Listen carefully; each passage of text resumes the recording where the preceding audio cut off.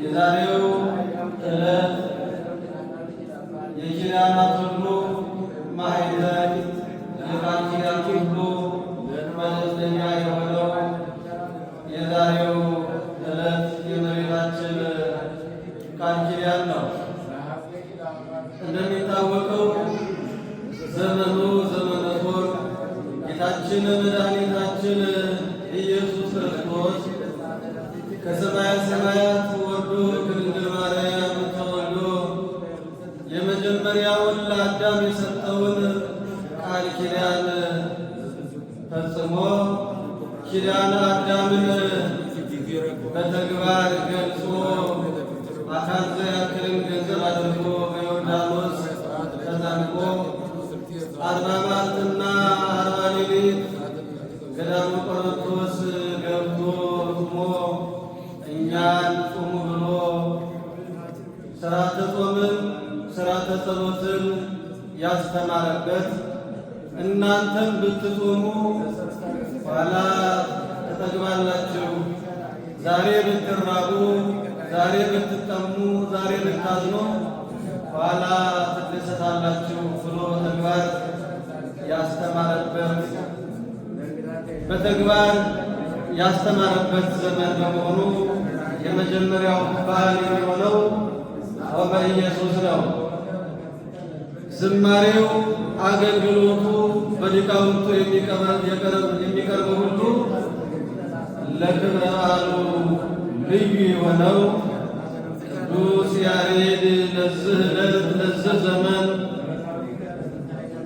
በሠራው የማኅሌት አገልግሎት መሠረት ተነግሮ የማያልቅ ዜማ የኢትዮጵያ ቤተ ክርስቲያን ስላላት በልዩ ሁኔታ በዓሉንም የእመቤታችንንም ክብረ በዓል በተመለከተ ጾመ ኢየሱስን በተመለከተ በልዩ ሁኔታ ሊቃውንቱ ሲዘምሩ ሲያመሰግኑ አባቶቻችን መነኮሳቱ በሰዓታቱ በልዩ ሁኔታ ይህን ዕለት ሲያከብሩት ነው ያደሩት የዋሉት።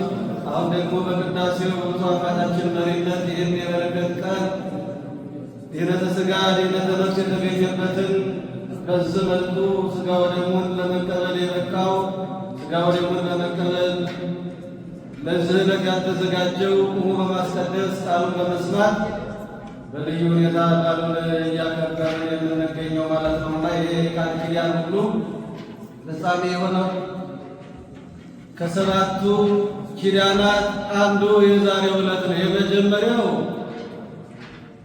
ኪዳነ አዳም ነው። ከሰማየ ሰማያት ወርዶ እንደሚያድነው ቃል ኪዳን ሰጥቶታል። የዛ ፍጻሜ የሆነው ዛሬ ነው። ሁለተኛው ኪዳነ ኖህ ነው።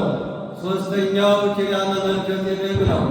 አራተኛው ኪዳነ ሙሴ፣ ኪዳነ አብርሃም፣ ኪዳነ ዳዊት፣ የመጨረሻው ኪዳነ ምሕረት የቅድስት ድንግል ማርያም ቃል ኪዳን የማይጠፋና ሕያው የሆነ ቃል ኪዳን የዛሬው ዕለት የመጨረሻው የኪዳናት ሁሉ ፍጻሜ ነው።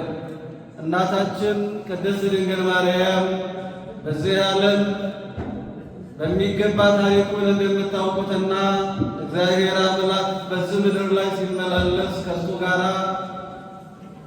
መከራ ተቀብላ እስከ ቀራንዮ ድረስ ተጉዛ የልጇን የወዳጇን የኢየሱስ ክርስቶስን ግርፋቱን፣ ስቅላቱን፣ ሞቱን አይታ አዝና ልቧ ተሰብሮ በሐዘን ላይ ሐዘን እስከ እስከ መጨረሻው ድረስ በድንግል ማርያም ላይ የደረሰው ሐዘን በማንም ላይ ያልደረሰ ሐዘን ጽዋቶ መከራ ደርሶባታል።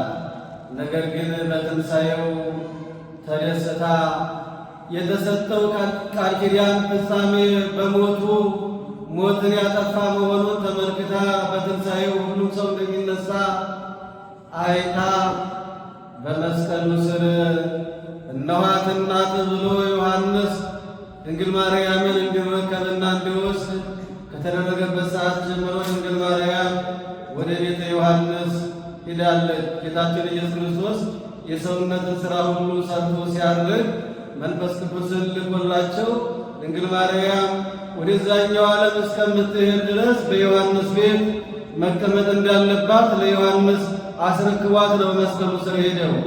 ለዮሐንስ እነኋት እናትህ ሲለው እነሆ እናታቸው እሷ እናት ትሆናችሁ ብሎ ለእኛ ሲሰጠን ነው።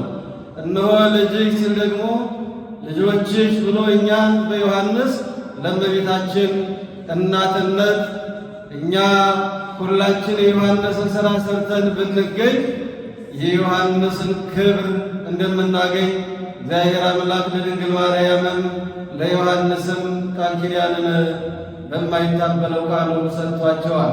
በመሆኑም ድንግል ማርያም በቤተ ዮሐንስ ሆና ዕለት ዕለት ወደ ቀራንዮ በመመላለስ ስለ ሰው ልጆች ስትጸልይ፣ ስትማልድ፣ ስታዝን ትኖር ነበረ።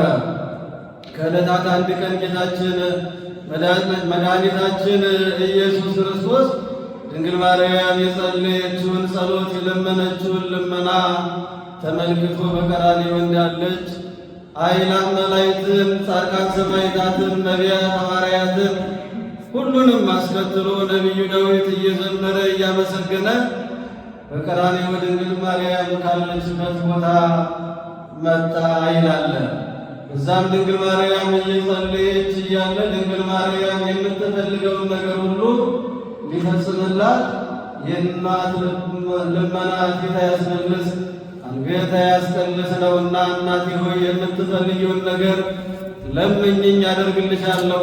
አማኔ እብለኪ እነሆ እኔ አንቺ የለመንሽኝን ነገር ላልፈጽም ሰው አልሆንኩምና ሥጋሽን አልለበስኩምና ብሎ ድንግል ማርያም የምታቀርበውን የአማላጅነት ሥራ ለመስራት ጌታችን ኢየሱስ ክርስቶስ በዚያ ተገልጾ ድንግል ማርያም በሲኦል ያሉትን ነፍሳት በመከራ ውስጥ ያሉትን ተመልክታ ልጄ ወዳጄ ሆይ ማረልኝ በማለት የዛሬው ዕለት በገነት ያሉት ጻድቃን ሰማዕታት በዛ እንደሚኖሩ በሲኦል ያሉትም ወደ ገነት እንዲሸጋገሩ በዛ ዓለም ያሉትም በድንግል ማርያም አማላጅነት ወደ መንግሥተ ሰማያት እንደሚገቡ እግዚአብሔር አምላክ ስምሽን የጠራ መታሰቢያሽን ያደረገ ቤተ ክርስቲያንሽን ያነጸ ያሳነጸ ሰው ቢኖር በስምሽ ማህሌትን፣ ዝማሬን፣ መሥዋዕትን፣ ቁርባንን፣ ስጦታን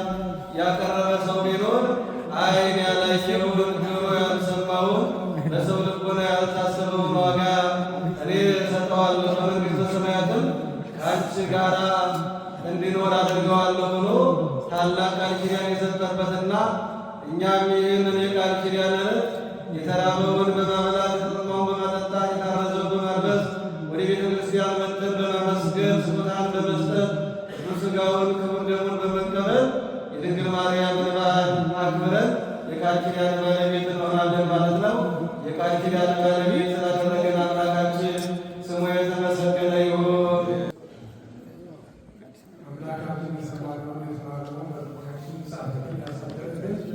ከመሬታችን ከቅድስት ድንግል ማርያም በረከት ያሳትፈን። የቃል ኪዳኗ ተሳታፊዎች ያድርገን።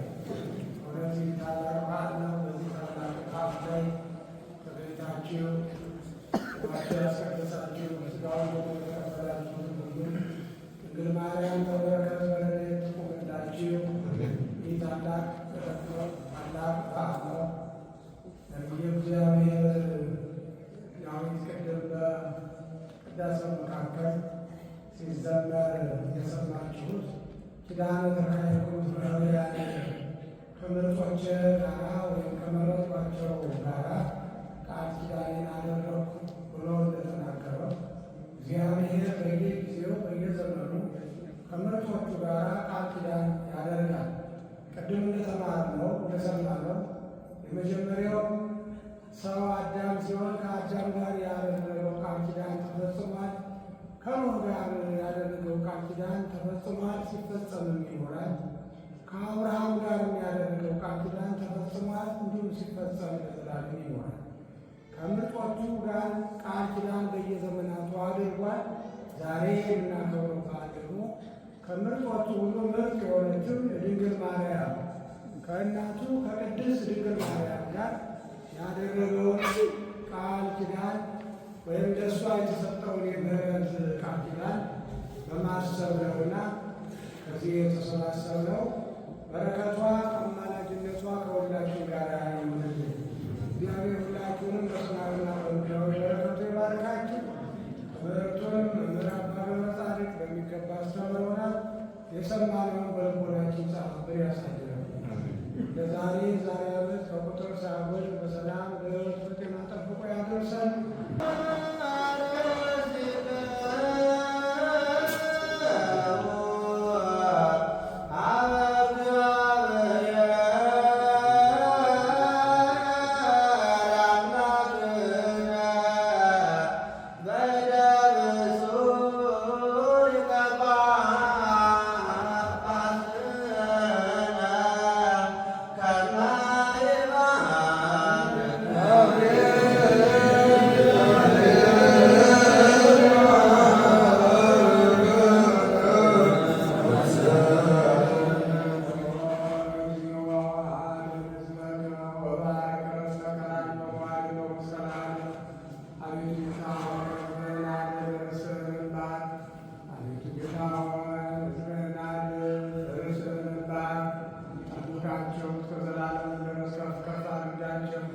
በአንድ ልጅ በጌታችንና በአምላካችን በመድኃኒታችን በኢየሱስ ክርስቶስ በክቡር ደሙ የዋጃት የዛም የወጣት ቅድስት ቤተ ክርስቲያንን ጠብቃት።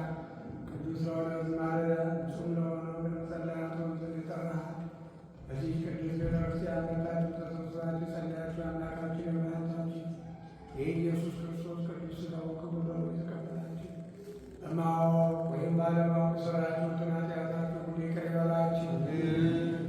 ሥጋ መለኮት ስለሚባል ሥጋው የሕግን የሥርዓት ዘንድ ስለሚሆን ደግሞ አሸናፊ እግዚአብሔር በድንጋሌ ሕሊና በድንጋሌ ሥጋ የምትሆን ማርያም ኢየሱስ ክርስቶስ ባለፈው ይቅር ይበላችሁ፣ ከሚመጣው ክፉ ነገር ሁሉ ይጠብቃችሁ።